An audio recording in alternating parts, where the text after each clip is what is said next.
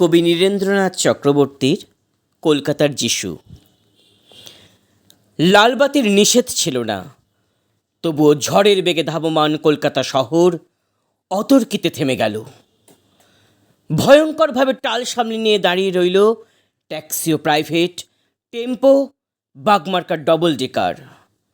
গেল আর্তনাদে রাস্তার দুদিক থেকে যারা ছুটে এসেছিল, ঝাঁকামুটে, ফেরিওয়ালা, দোকানি ও খরিদ্দার, এখন তারাও যেন স্থির চিত্রটির মতো শিল্পীর ইজেলে মগ্ন হয়ে আছে।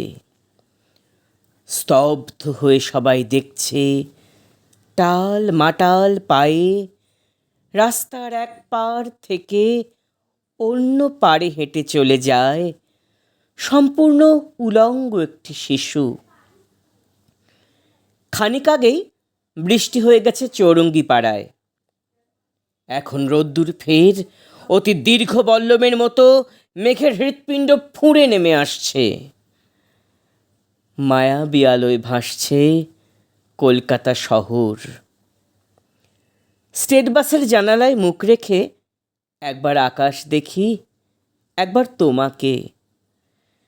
ভিখারি মায়ের শিশু, কলকাতার যিশু, সমস্ত ট্রাফিক তুমি মন্ত্র বলে থামিয়ে দিয়েছ।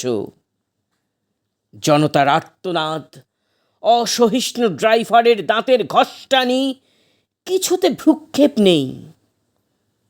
দুদিকে উদ্যত মৃত্যু, তুমি তার মাঝখান দিয়ে টলতে টলতে হেঁটে যাও যেন মূর্ত মানবতা।